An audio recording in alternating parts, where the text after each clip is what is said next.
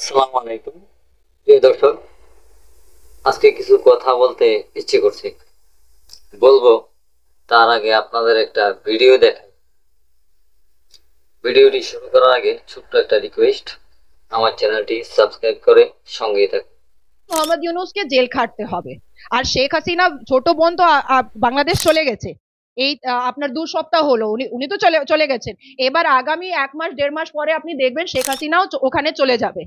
ওখানে চলে যাবে, আর যা চেয়ার শেখ হাসিনা ছিল সেটা শেখ হাসিনা পাশেই থাকবে। ইন্ডিয়ান আর্মিকে এখনো আমি বলবো যে ইন্ডিয়ান আর্মিকে কুপ করলে করলে খুব ভালো হবে। আর নরেন্দ্র মোদীর সঙ্গে শেখ হাসিনাকে কথা বলতে হবে যে আর্মি আপনার থাকবে, দেশ আমি চালাবো নিজের ভাবে। তখনই বাংলাদেশের যা হিন্দুরা আছে তারা সুরক্ষিত থাকবে, না হলে সুরক্ষিত থাকবে না। আমি দায়িত্ব নিয়ে বলতে পারি যে 1 মাস 1.5 মাস 2 মাস মধ্যে শেখ হাসিনাকে আপনারা বাংলাদেশেই দেখবেন। প্রিয় দর্শক, ভিডিওটি দেখলেন। নাজিয়াকে কিছু কথা বলবো।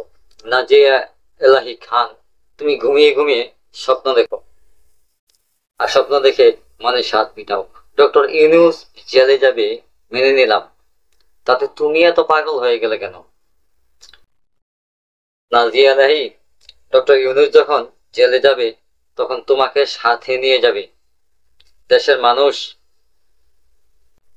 তোমাকে সাথে নিয়ে যাওয়ার জন্য আবেদন করবে। ডক্টর ইউনূস যখন জেলে যায় তখন যেন তোমাকেও সাথে করে নিয়ে যায়। চিন্তা করো না। আর শেখ রেহানা, শেখ রেহানা বাংলাদেশ চলে আসছে। আসছে তো কি হয়েছে? তাকে বাংলাদেশ আসতে কে নিষেধ করেছে? তাকে তো কেউ নিষেধ করেনি। চামচামি আর কত করবে? করতে থাকো, আর দেখো কার ভাস কার পাছায় ঢুকে।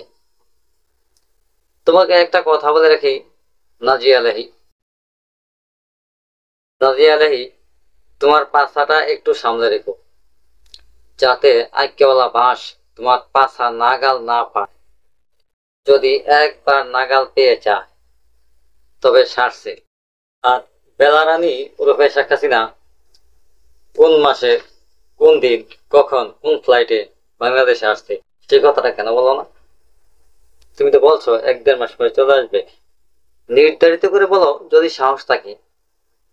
আর ইন্ডিয়ান আর্মির কথা বলছো, ইন্ডিয়ান আর্মিরা তোমার জন্য অপেক্ষা করতেছে। কেন অপেক্ষা করতেছে তুমি বুঝে নিও। তোমাকে কাছে পাইলে ওরা খুব খুশি হবে, কারণ তোমার জন্য অনেক দিন যাবৎ Indian army, BSF, Bharat security force অপেক্ষা করতেছে। বুঝতে পারছো নাজিয়া আলাহি? তুমি অনেক কিছু বলে ফেলেছ, অনেক বড় বড় কথা বলে ফেলেছ। তুমি একটা মহিলা মানুষ, তাই আজকে বেশি কিছু বললাম না।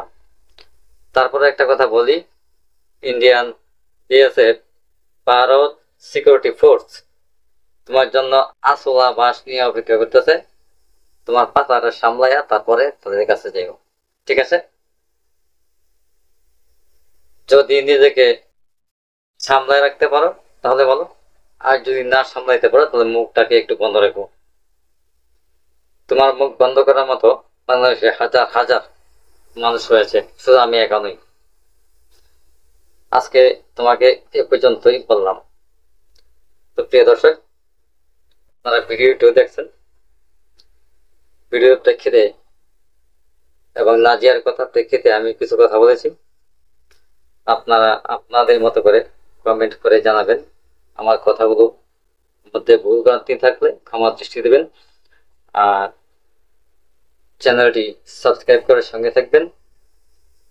আবার দেখা হচ্ছে পরবর্তী কোনো ভিডিওতে। সে পর্যন্ত ভালো থাকুন, সুস্থ থাকুন, নিরাপদে থাকুন। আজ এ পর্যন্তই। আল্লাহ হাফেজ।